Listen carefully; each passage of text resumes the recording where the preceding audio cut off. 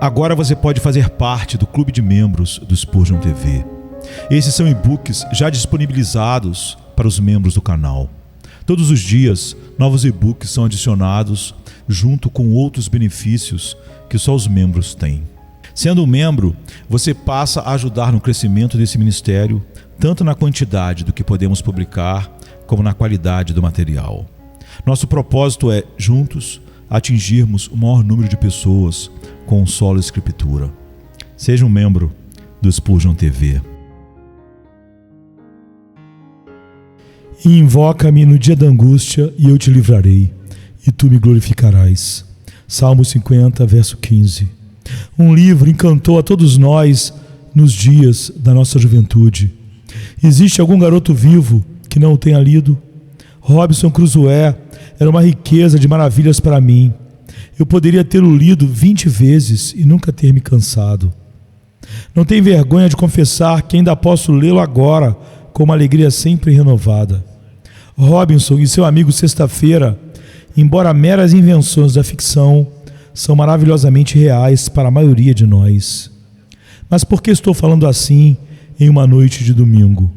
Será que esta conversa está completamente fora de ordem? Espero que não.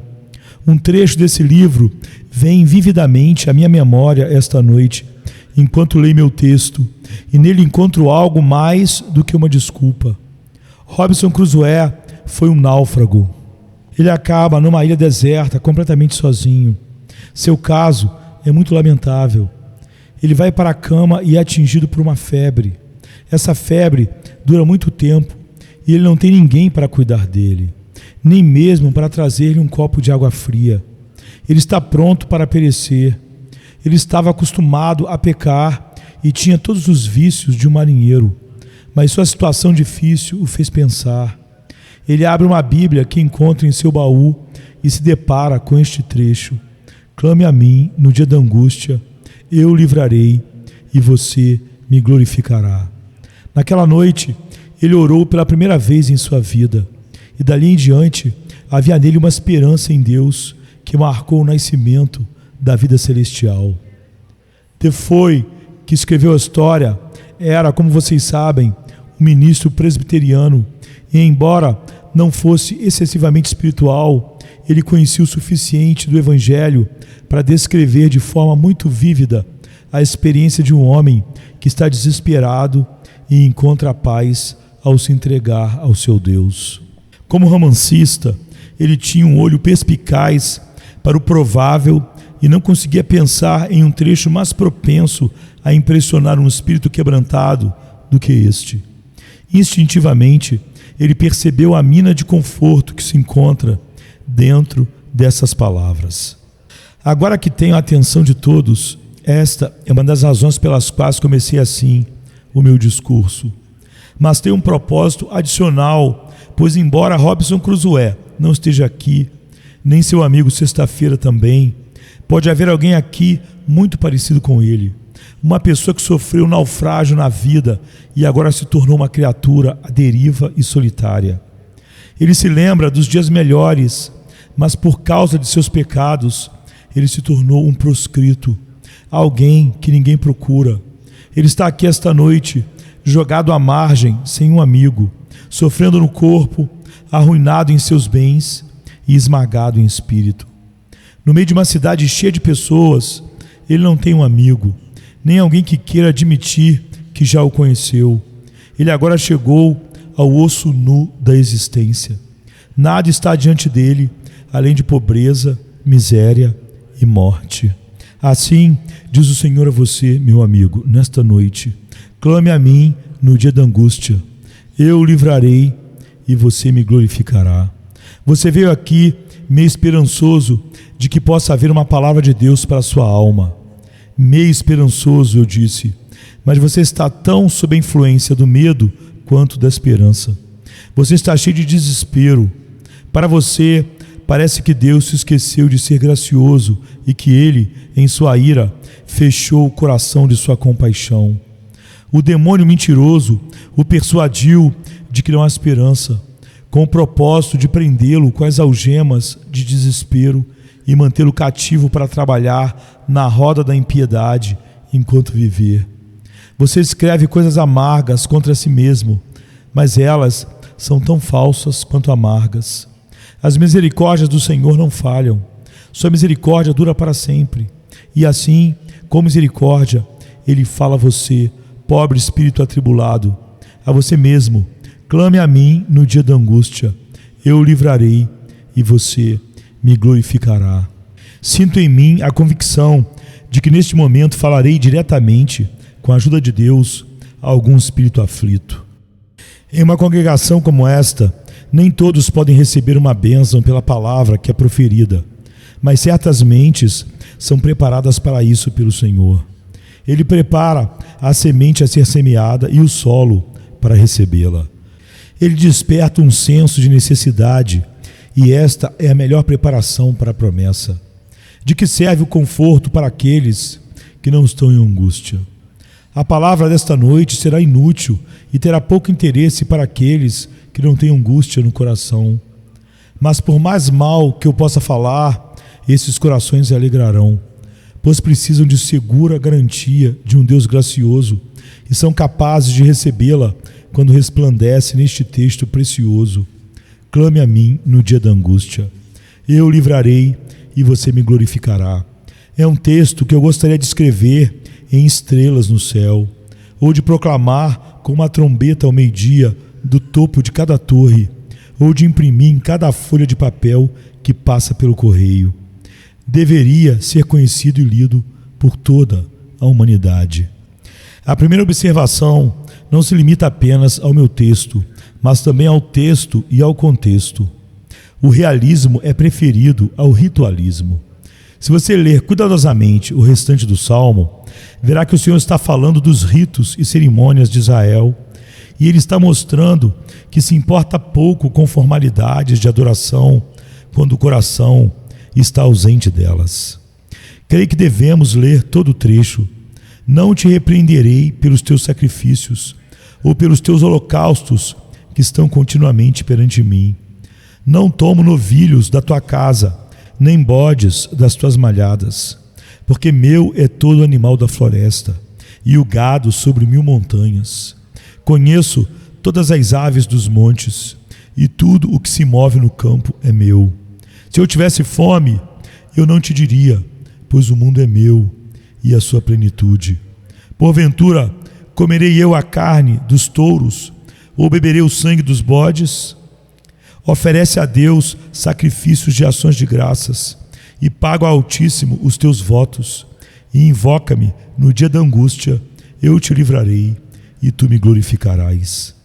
Assim, louvor e oração são aceitos em preferência a toda forma de oferta que o judeu poderia apresentar ao Senhor. Por que isso acontece? Em primeiro lugar, eu responderia que a verdadeira oração é muito melhor do que um mero ritual, porque nela há significado, e quando a graça está ausente, não há sentido no ritual. É tão sem sentido quanto um jogo de um idiota.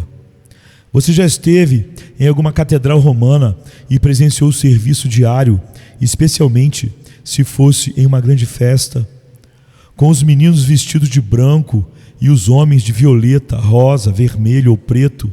Havia artistas o suficiente para encher uma vila decente, com aqueles que carregavam castiçais, cruzes, panelas, almofadas e livros, aqueles que tocavam sinos, faziam fumaça, borrifavam água, faziam reverências e se ajoelhavam. Todo o espetáculo era muito impressionante, muito surpreendente, muito divertido, muito infantil. Fica-se pensando, ao ver aquilo, no que tudo aquilo significa e que tipo de pessoa realmente se beneficia com isso.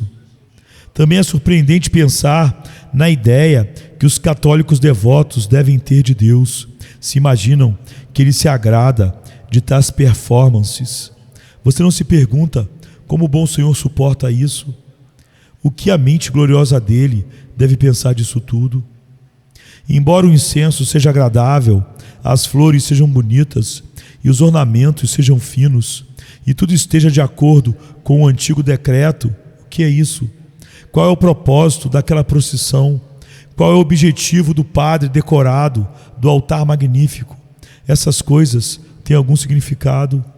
Elas não são um espetáculo sem sentido? O glorioso Deus não se importa com pompa e exibição, mas quando você o invoca no dia da aflição e pede a Ele que o livre, há significado em seu gemido de angústia. Isso não é uma forma vazia, há coração nisso, não há. Há significado no apelo da tristeza e, portanto, Deus prefere a oração de um coração quebrantado ao mais fino serviço já realizado por sacerdotes e coros. Há significado no clamor amargo da alma e não há significado no cerimonial pomposo. Na oração do homem pobre, há mente, coração e alma, e por isso é real para o Senhor. Aqui está uma alma viva buscando contato com o Deus vivo, na realidade e na verdade. Aqui está um coração quebrantado, clamando ao Espírito compassivo. Você pode fazer o órgão soar com suas notas mais doces e altas, mas qual é o significado do mero vento passando pelos tubos? Uma criança chora e há significado nisso. Um homem de pé no canto ali suspira: ó Deus, meu coração vai partir. Há mais força em seu gemido do que em 1000 das maiores trombetas, tambores, pratos ou qualquer outro instrumento musical com os quais as pessoas buscam agradar a Deus nos dias de hoje. Que loucura pensar que Deus se importa com sons musicais, ou marchas ordenadas, ou vestimentas variadas. Em uma lágrima, ou em um soluço, ou um grito, há significado. Mas em meros sons não há sentido. E Deus não se importa com o sem sentido. Ele se importa com aquilo que tem pensamento e sentimento. Porque Deus prefere o realismo ao ritualismo. É por essa razão também que há algo espiritual no clamor de um coração aflito. E Deus é espírito, e aqueles que o adoram devem adorá-lo em espírito e em verdade. Suponhamos que eu repetisse hoje à noite o credo mais precioso já composto por homens eruditos e ortodoxos. Ainda assim, se eu não tivesse fé nele, e vocês também não, qual seria a utilidade da repetição das palavras? Não há nada de espiritual em uma mera declaração ortodoxa, se não tivermos uma crença real nela. Seria o mesmo que repetir o alfabeto e chamar isso de devoção. E se irrompêssemos hoje à noite no mais grandioso aleluia que já ecoou dos lábios mortais, e não tivéssemos intenção, não haveria nada de espiritual nisso, e isso não significaria nada para Deus. Mas quando uma alma pobre se retira para seu quarto, se ajoelha e clama: Deus, tem misericórdia de mim. Deus, salva-me. Deus, ajuda-me neste dia de angústia. Há vida espiritual em tal clamor e, portanto, Deus o aprova e o atende.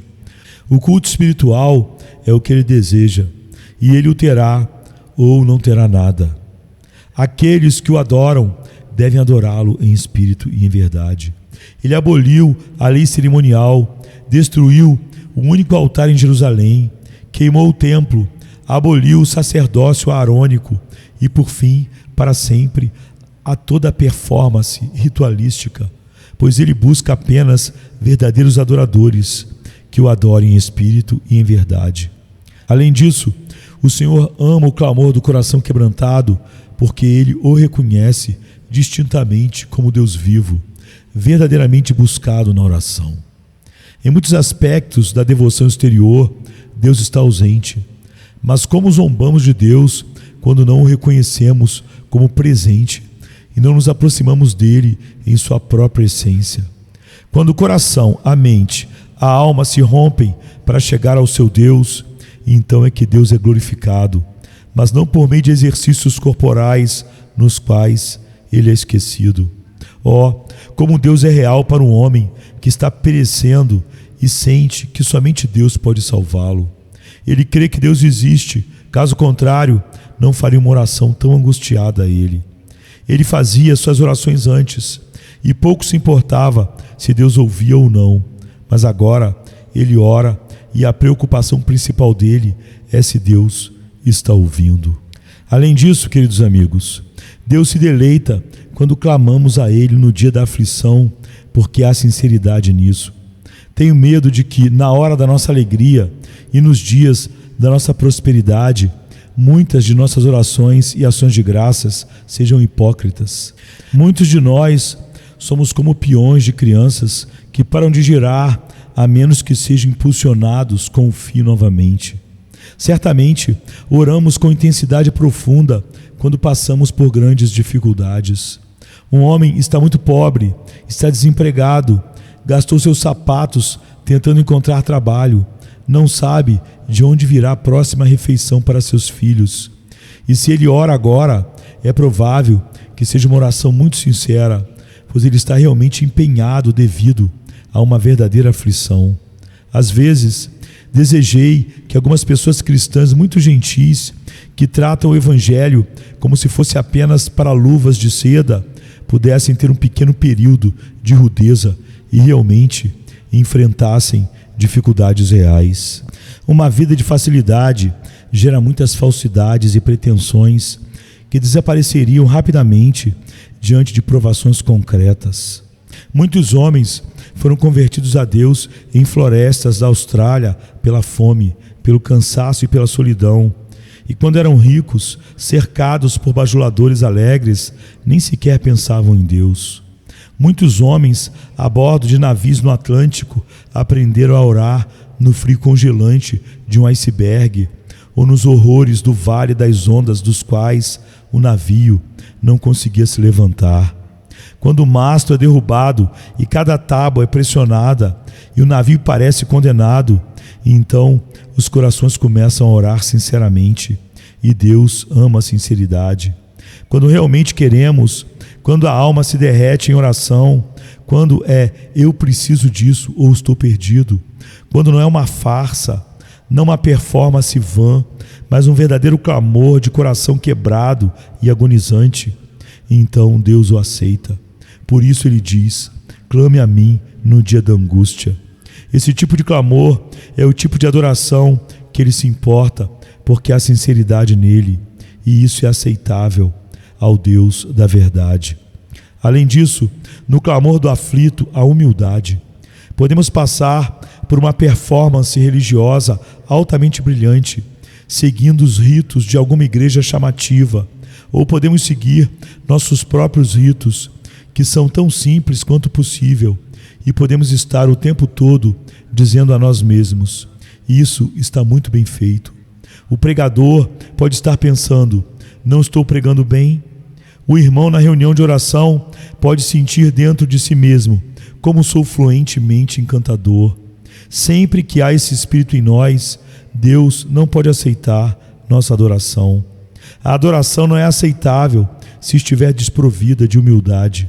Agora, quando no dia da aflição um homem se dirige a Deus e diz: Senhor, ajuda-me, eu não posso me ajudar, mas intervém por mim. Há humildade nessa confissão e clamor, e por isso o Senhor se deleita neles. Você, pobre mulher ali, abandonada por seu marido e pronta para desejar que pudesse morrer, exorto você a clamar a Deus no dia da angústia, pois sei que você orará com humildade. Você, pobre temeroso aí sentado, você fez algo muito errado e provavelmente será descoberto e envergonhado por isso. Mas eu te exorto a clamar a Deus em oração, pois tenho certeza de que não haverá orgulho em sua petição. Você estará quebrantado em espírito e humilde diante de Deus. E um coração quebrantado e contrito, ó Deus, não desprezarás. Mais uma vez, o Senhor ama essas súplicas, porque nelas há uma medida de fé. Quando o homem em dificuldade clama: Senhor, livra-me, ele está olhando para além de si mesmo. Você vê, ele é impelido para fora de si mesmo por causa da fome que há na terra. Ele não pode encontrar esperança ou ajuda na terra e, portanto, olha para o céu. Talvez ele tenha ido aos amigos e eles o tenham decepcionado. E por isso, em desespero total, ele busca seu verdadeiro amigo. Finalmente, ele chega a Deus e, embora não possa dizer que acredita na bondade de Deus como deveria, ainda assim, ele tem alguma fé vaga e sombria nisso. Caso contrário, não estaria buscando a Deus neste momento de extrema necessidade. Deus ama descobrir até mesmo a sombra da fé em sua criatura incrédula, pois mesmo essa sombra de fé é obra soberana dele, o começo do que ele um dia tornará pleno. Quando a fé cruza rapidamente o campo da câmara, deixando um rastro tênue em sua fotografia, Deus pode percebê-la e Ele pode e irá aceitar a oração por causa dessa pequena fé. Ó coração querido, onde você está? Você está dilacerado pela angústia, está profundamente aflito, está solitário, está abandonado? Então clame a Deus. Ninguém mais pode ajudá-lo. Agora você está confiado a Ele. Abençoado confinamento. Clame a Deus, pois Ele pode ajudá-lo. E eu lhe digo, nesse seu clamor haverá uma adoração pura e verdadeira, que Deus deseja muito mais do que o sacrifício de 10.000 touros ou o derramamento de rios de óleo. É verdade, com certeza, pelas Escrituras, que o gemido de um espírito sobrecarregado está entre os sons mais doces que já foram ouvidos pelos ouvidos do Altíssimo. Choros lamentosos são hinos para ele, para quem todas as meras arrumações de som são como brincadeira de criança. Portanto, vejam, pobres, chorosos e angustiados, que não é o ritualismo, não é a realização de cerimônias pomposas, não é curvar-se ou se arrastar, não é usar palavras sagradas, mas é clamar a Deus na hora da sua aflição, que é o sacrifício mais aceitável que seu espírito pode oferecer diante do trono de Deus. Venha se cansado estás, e eu descanso darei.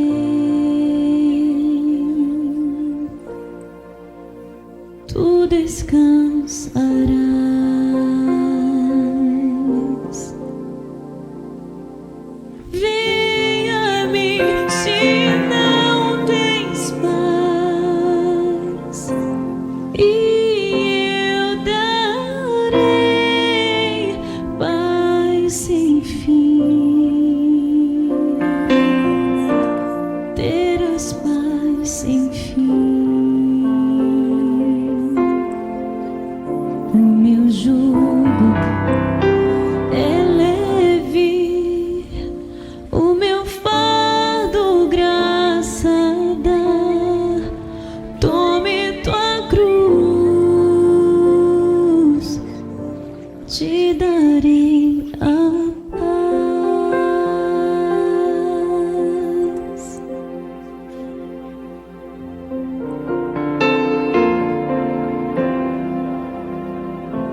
Venha o aflito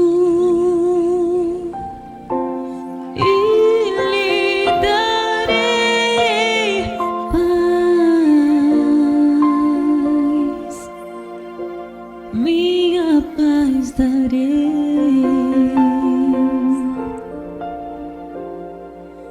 Venha-me na dor sem fim, e eu darei paz,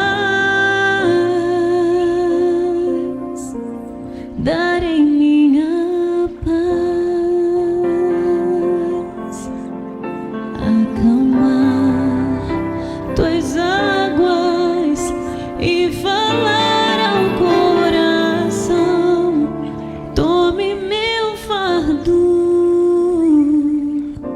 te darei.